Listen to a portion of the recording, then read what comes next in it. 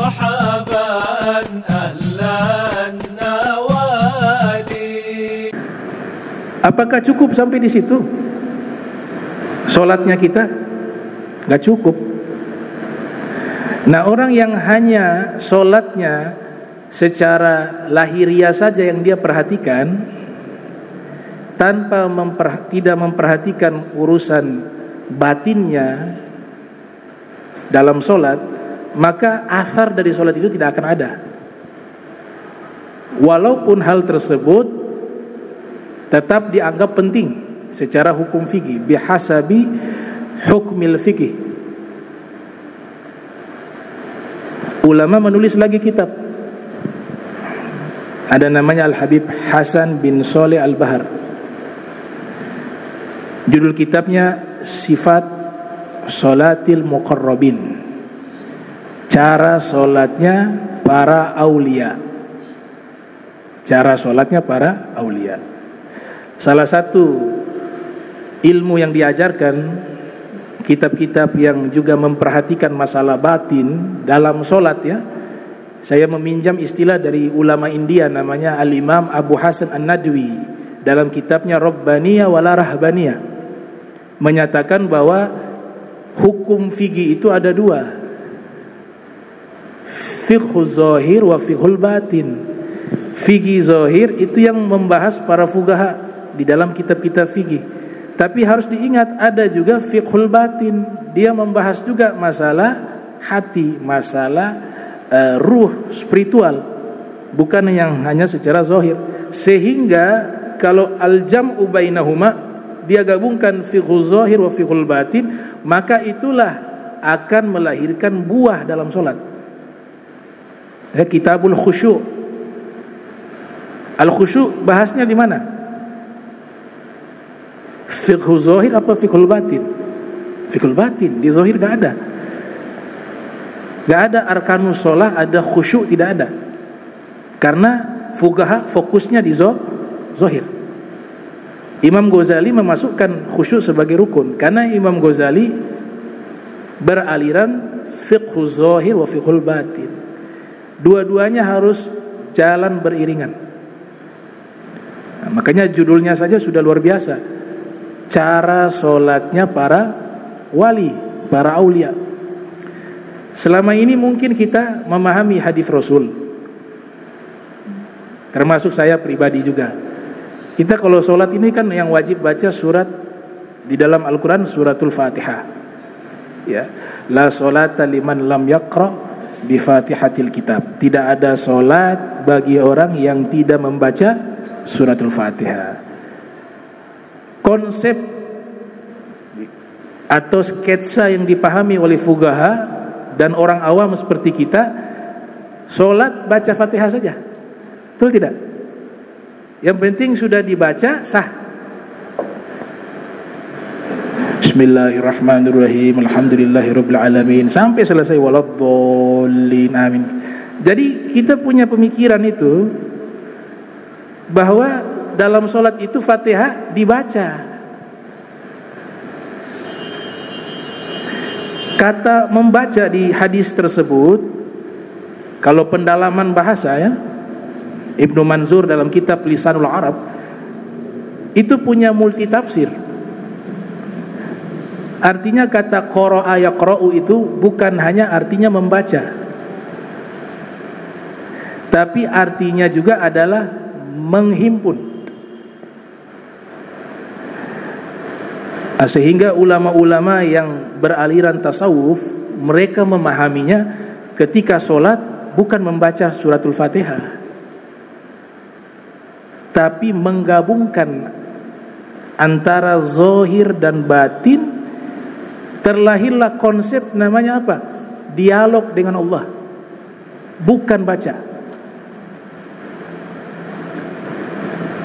Coba diterapkan, pasti rasanya beda. Kalau kita selama ini kan konsepnya baca, apalagi sudah tidak tahu arti lagi. Ya, tidak ada athar, gak ada pengaruh, tidak ada rasa, zauq gak ada. Padahal isyarat di surat Fatihah itu tidak boleh diwakilkan oleh imam, karena kita sedang berdialog dengan Allah. Terkecuali masbuk.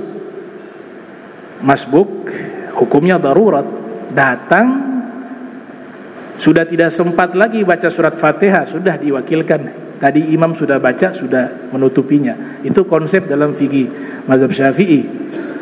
Tapi hakikatnya kita wajib, ya, dalam mazhab Syafi'i kan wajib imam wa ma'mum, dua-duanya wajib membaca surat Fatihah. Ketika imam baca suratul Fatihah, kita diperintahkan mendengarkan, jangan dulu membaca, karena imam sedang dialog dengan Allah. Imam sudah selesai membaca, ma'mum wajib membaca, dialog dengan Allah. Masing-masing yang sholat disuruh berdialog dengan Allah, karena dialog itu gak bisa diwakilkan. Seandainya konsepnya baca, bisa diwakilkan. Yang kedua, coba perhatikan di dalam suratul Fatihah, kata gantinya itu adalah domir mukhatabah. Mukhatab itu apa? Yang diajak bicara. Iyyaka na'budu wa iyyaka nasta'in.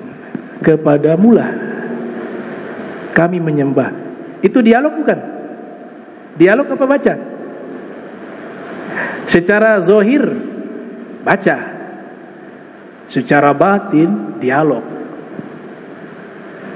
Karena pakai kata domir mukhatab, kamu, kepadamulah ya Allah kami beribadah, dan kepadamulah ya Allah kami meminta pertolongan.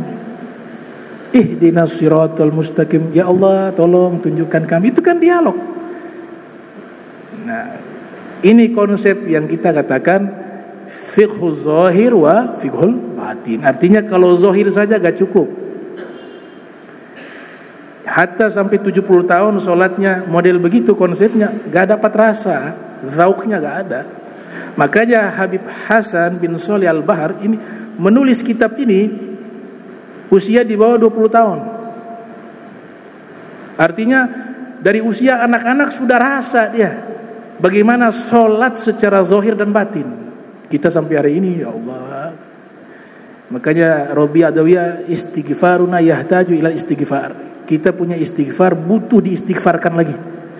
Kita ini masih banyak kekurangan. Makanya gak bisa kita banggakan diri, gak bisa kita sombong, gak bisa kita angkuh, ya.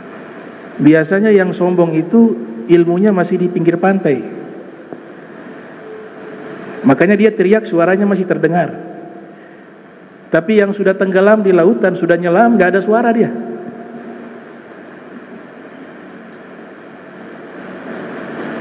Coba konsep itu dirubah, coba.